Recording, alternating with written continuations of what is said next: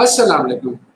मैं हूं आपका वालेकुम होस्ट अस्सलाम। मोहम्मद हारिस और आज मैं आया हूं गौरी नायाब की पहली एपिसोड के साथ। आज जो हमारे गेस्ट हैं उन्हें किसी भी तारुफ की ज़रूरत नहीं है। वो कराची यूनिवर्सिटी से पीएचडी कर चुके हैं और पब्लिक को अपनी सर्विसेज प्रोवाइड कर रहे हैं। तो आज जो हमारे साथ शख्सियत मौजूद है उनका नाम है डॉक्टर साबिर माइकल। तो आइए वेलकम करते हैं इनको। जी डॉक्टर माइकल, क्या हाल है आपका? सबसे पहले आपको और आपके व्यूवर्स को अस्सलाम वालेकुम और आदाब। और मैं बिल्कुल ठीक ठाक हूँ और शुक्रिया मुझे ये मौका देने के लिए।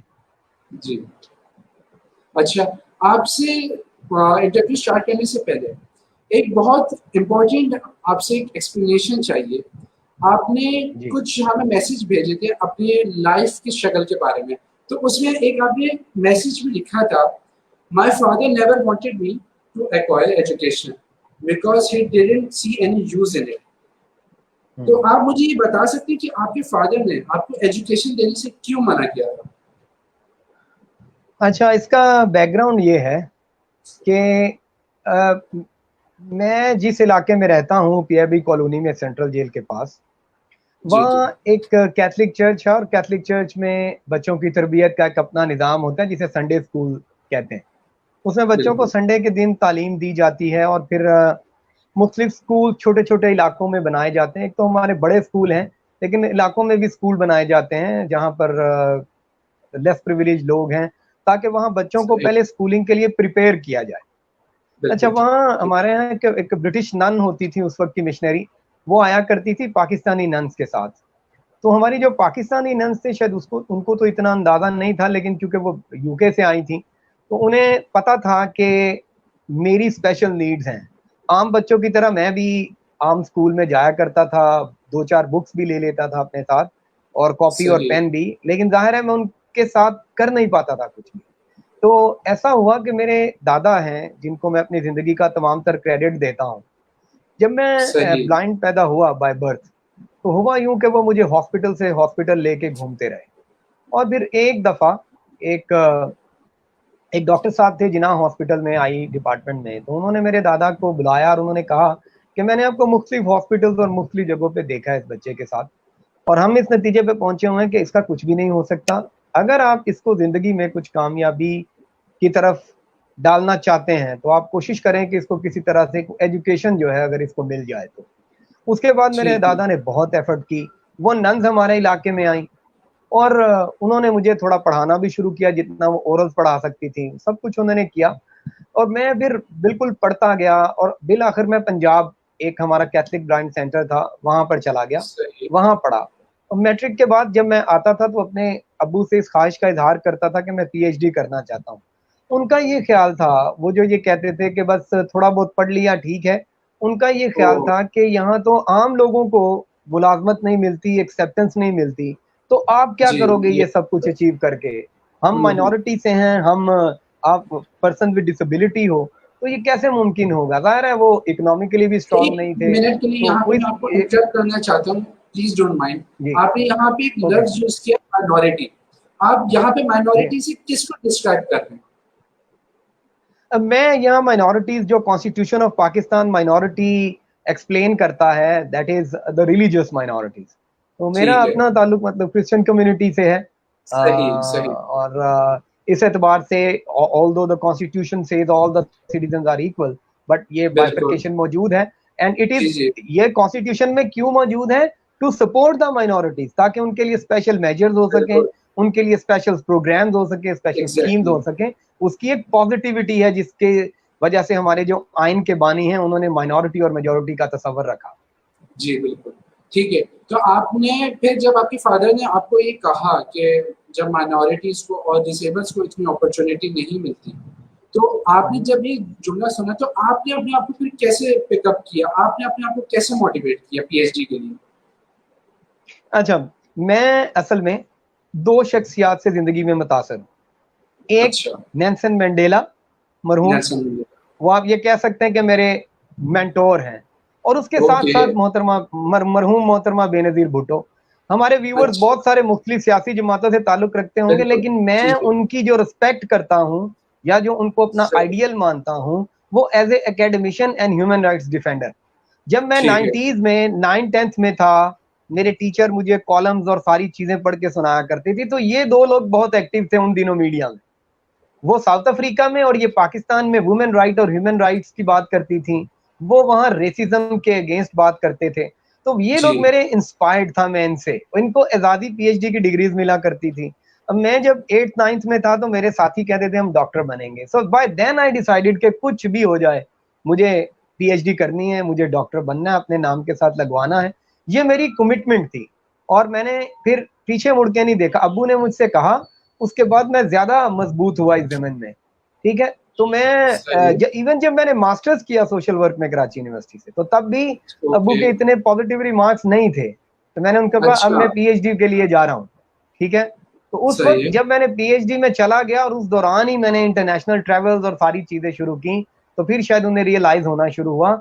लेकिन मेरे घर में लेकिन जितना वो फाइनेंशियली सपोर्ट कर सकते थे, जो कर सकते थे, कभी उन्होंने उसमें कोई रुकावट नहीं डाली।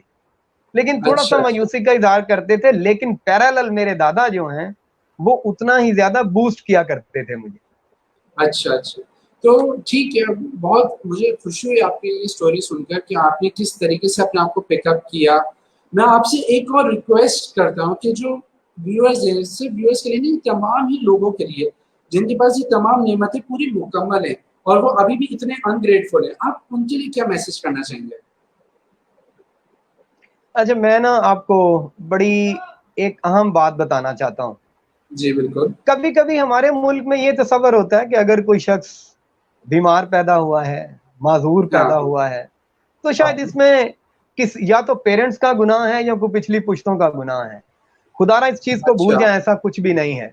हमारे कैथलिक प्रीस्ट थे अमेरिकन, वो कहा करते थे कि ये जी। जो पर्सन विद डिसेबिलिटी हैं, गरीब हैं या वल्नरेबल कम्युनिटीज के लोग हैं, ये हमारे लिए एंजल का दर्जा रखते हैं, क्योंकि इनके सही। जरिए से पहली चीज तो खुदा हमें रियलाइज कराता है कि हमारे पास कौन सी नेमत है जिसका हम इनकार करें, कि हमारे जी, हमें बिल्कुल। अल्लाह ताला ने मुकम्मल पैदा किया है। और उसके बाद फिर ये इस तरह से हमारे लिए नेमत बनती है उन लोगों के लिए कि खुदा उन्हें ये अपॉर्चुनिटी देता है कि जिन लोगों के पास ये चीजें नहीं हैं, आप उनकी सपोर्ट करें, उनकी मदद करें और इंसान होने का हक अदा करें। बस, मैं आपने आपको ये जो बताना ये चाहता हूँ, मैं जी, जी।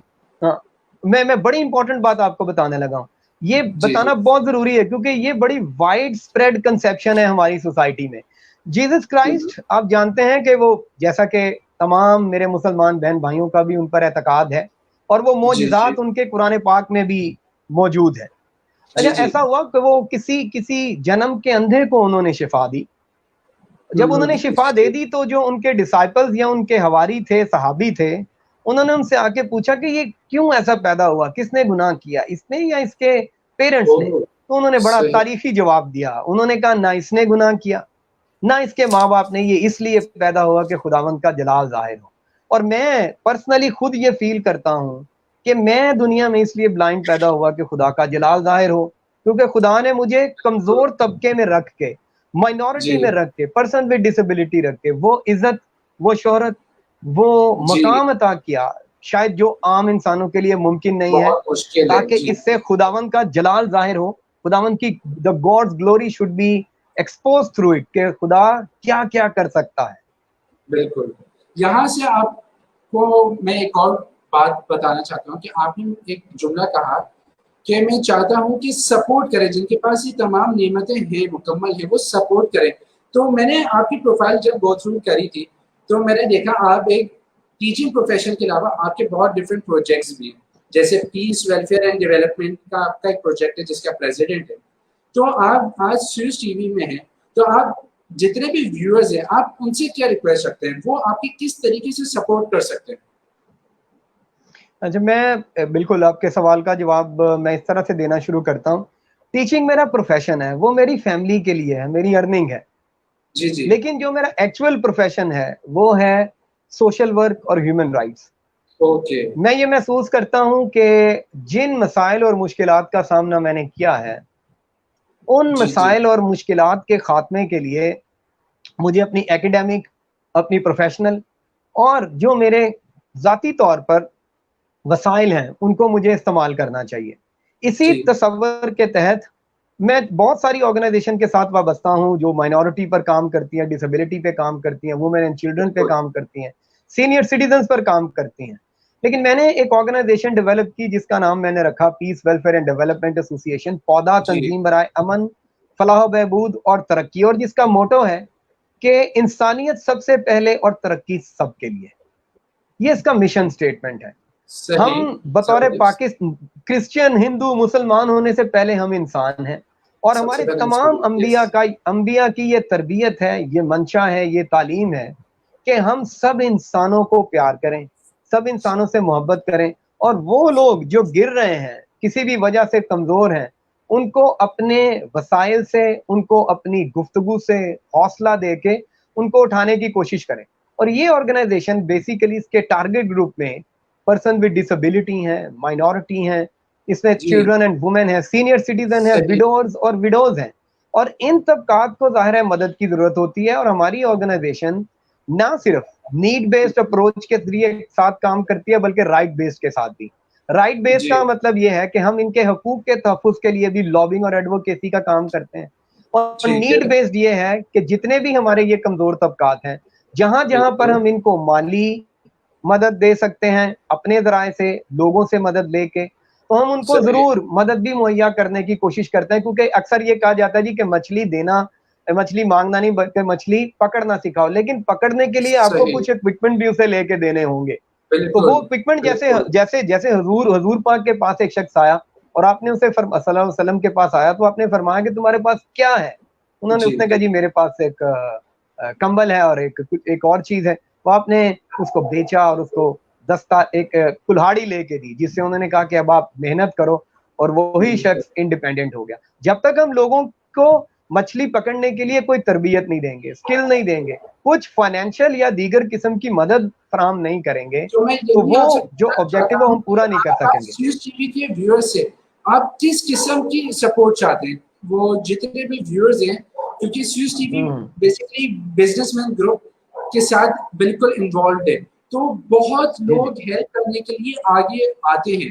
तो जितने भी हम्म व्यूअर्स हैं हमारे, आप उनसे क्या एक्सपेक्ट करते हैं? वो आपको किस तरीके से अप्रोच करें, किस तरीके की आपको सपोर्ट करें, फाइनेंशियली हम्म करें, आपको क्या कहते हैं, आपके ऑफिस के लिए सपोर्ट करें, आपको स्टाफ के लिए, वॉलंटियर्स के लिए सपोर्ट करें, आपको हम्म। उन तरीके के लिए सपोर्ट करें जहां आपको सरप्राइज किया जाता है अपनी आवाज बुलंद करने के लिए। तो मैं आपसे ये सवाल पूछना चाहता हूँ, यहाँ पे आप किस किस्म की सपोर्ट मांगते ज्यादा? जी, सबसे पहले तो हमारी एक बहुत ही छोटी वॉलंटियर ऑर्गेनाइजेशन है।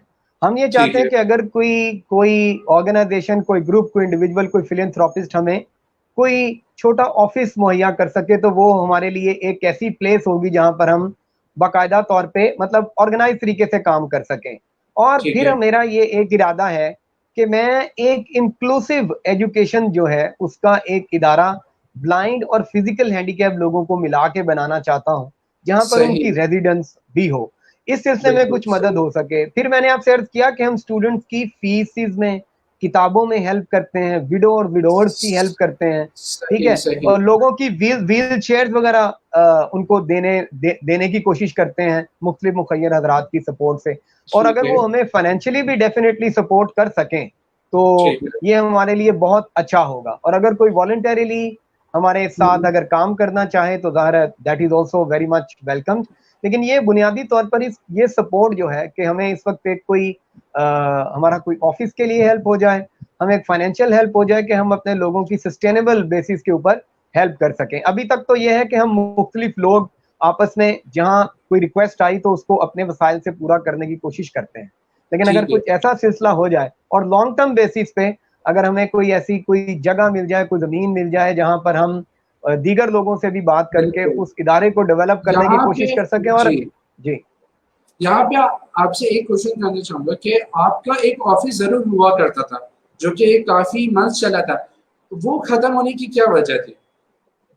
हाँ, वो सर ऐसा है कि कुछ 6 महीने तक तुम उसे चला पाए अपने रिसोर्सेज से, लेकिन अपनी वो फिर रिसोर्सेस हम उसको जी अपने उसको सस्टेन नहीं कर पाए हम। असल में देखें, ठीक है ये है हमारी ऑर्गेनाइजेशन है, जो इस किस्म की ऑर्गेनाइजेशन है that R G registered under the volunteer agency act.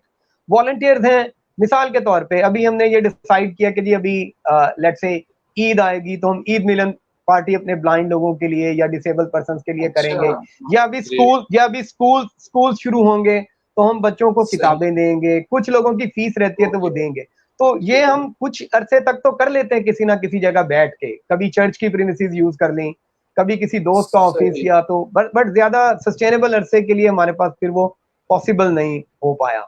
इसीलिए हम ये चाह रहे हैं कि कोई ऐसा हमें कुछ सेटअप मिल जाए ताकि हम इसको कंटिन्यू कर सके। और मेरा मानना यह है कि आप नेक नियति के साथ कहीं न कहीं एक जगह बैठे होते हैं तो लोगों की वसाइल की और मददगार लोगों की कमी नहीं है, वो चीज आती रहती है बजाय इसके कि आप बैठे। और मैं इसकी मिसाल, चूंकि आपका बिजनेसमैन का ग्रुप है, मैं ऐसे देता हूँ कि मैंने देखा अपने इलाके में छोटी छोटी दुकानें खुली हैं। सही। पहले 2 हफ्ते 3 हफ्ते 4 हफ्ते 6 महीने कोई कस्टमर नहीं आता, लेकिन आज वहां कस्टमर आते हैं और वो माशाल्लाह अपना छोटा मोटा कारोबार चला रहे हैं। और उनकी जरूरत, मेरे अपने ही घर के पास एक दुकान खुली आज से 4 महीने पहले, और ऑलरेडी वहां 6 दुकानें मौजूद थी। तो मैं उसको कहता था कि यार ये नहीं चल पाएगा, लेकिन उन्होंने मेहनत की, कंटिन्यू किया, और जब आप बैठे हो तो कुछ ना कुछ चीज फिर हो ही जाती है। बिल्कुल बिल्कुल, जब स्ट्रगल करते तो कुछ ना कुछ आप हमेशा सक्सेस में लेके आते। अच्छा, यहाँ पे आपसे एक क्वेश्चन है मेरा, जब आप बिल्कुल टीचिंग की तरफ थे तो आपको ऐसी क्या चीज क्लिक की, या आपकी वो क्या स्ट्रगल्स थी, क्या डिफिकल्टीज थी जो आपने फेस की एज अ माइनॉरिटी ग्रुप में होकर, कि आपने सोचा कि अब मुझे पीस की तरफ और ये वेलफेयर ऑर्गेनाइजेशन बनानी पड़ेगी, कि अब ये मेरा फर्ज है, इसकी तरफ आपको किस चीज ने मोटिवेट किया? देखें सर, मामला ये है, कार्ल मार्क्स एक बहुत बड़ा नाम है। उसने कहा था कि इंसान को तालीम वो हासिल करनी चाहिए जिससे ना सिर्फ उसको फायदा हो बल्कि उससे बहुत बड़ी जो तादाद है लोगों की और माशरा है उसको फायदा होना चाहिए। इसका छोटा सा बैकग्राउंड ये है, मैं जब इंटरमीडिएट के बाद, असल में मेरा बचपन से शौक था आईआर में, इंटरनेशनल रिलेशंस में मास्टर्स करके डिप्लोमेटिक कोर में जाने का। लेकिन जब मैं इंटर के बाद अपने कॉलेज में गया तो एक उस टीचर से मैंने रिक्वेस्ट की थी कि आप मेरा फॉर्म भरने में हेल्प करें। वो इस वक्त तो यूनिवर्सिटी ऑफ अकाड़ा के वाइस चांसलर हैं और उस वक्त वो सोशल वर्क डिपार्टमेंट के हेड थे। तो उन्होंने मुझे कहा कि आओ मैं आपकी हेल्प करता हूँ। तो फॉर्म भरते भरते उन्होंने मुझसे ये कहा कि यार ये तुम क्यों बनना चाहती हो इंटरनेशनल रिलेशंस में? मैंने कहा जी मैं इस वजह से जाना चाहता हूँ, मुझे बड़ा शौक है, एम्बेसी की जॉब बड़ी अट्रैक्टिव होती है, ये है वो। उन्होंने कहा नहीं, लेकिन क्योंकि तुम खुद एक ऐसे तबके से ताल्लुक रखते हो, तुम्हारे जैसे बहुत सारे लोग कॉलेज में नहीं आ पाते, तो तुम्हें ऐसी फील्ड का इंतखाब करना चाहिए। अच्छा, उसके बाद जब मैंने ये देखा, जब मुझे मजीद शऊर आता गया, जब मैं फील्ड में आया तो मैंने देखा कि यहाँ हमारे मुल्क में कई ऐसे मसाइल हैं जो लोग जानबूझ के पैदा कर रहे होते हैं। अक्सरियत हमारे मुल्क की बहुत अच्छे लोग हैं, माइनॉरिटी मेजॉरिटी के फर्क को नहीं रखते, किसी भी तरह से वो डिस्क्रिमिनेशन नहीं कर रहे होते, लेकिन बहरहाल कुछ कम तादाद लोगों की है। लेकिन ये बड़ा इंपॉर्टेंट मैं आपको बात बताने लगा हूँ। अक्सर हम ये कहते हैं जी कि हम हमेशा बुरी चीजों को ही पॉइंट आउट करते हैं। भाई, अच्छा होने के लिए तो अल्लाह ने हमें पैदा किया है, अच्छा पढ़ाने के लिए मुझे यूनिवर्सिटी ने अपॉइंट किया है, अच्छा काम करने के लिए अल्लाह ताला ने मौजूदा हुकूमत को हुक्मरान बनाया है। अगर मैं अच्छा पढ़ाता हूं, अगर मौजूदा हुकूमत अच्छा काम करती है तो हम कोई एहसान नहीं करते, ये तो हमारा काम है। हाँ, अगर कोई गलत काम हो रहा है, कोई कमी बेशी है, उसको ठीक करना हमारा काम है। एज ए टीचर मुझे सैलरी मिलती है, वो मैं अच्छा पढ़ाता हूँ, वो तो मेरी ड्यूटी है। मुझे एमएनए बना दिया गया है, मैं अगर अच्छा काम करता हूँ, वो तो मैं किसी पे एहसान थोड़ी कर रहा हूँ, वो तो मेरी ड्यूटी है। इसलिए मीडिया का काम, सोशल ऑर्गेनाइजेशंस का काम, जहां पर गैप है उनको पॉइंट आउट करना है, ना सिर्फ पॉइंट आउट करना है बल्कि उनके असूल के लिए कोशिश करनी है। और अनफॉर्चुनेटली हमारे इस मुल्क में इस वक्त पीस की बहुत कमी है। और मैं चूंकि सोशियोलॉजिस्ट हूं तो मैं ये बताना चाहता हूं कि पीस सबसे पहले हमारे घरों में नहीं है।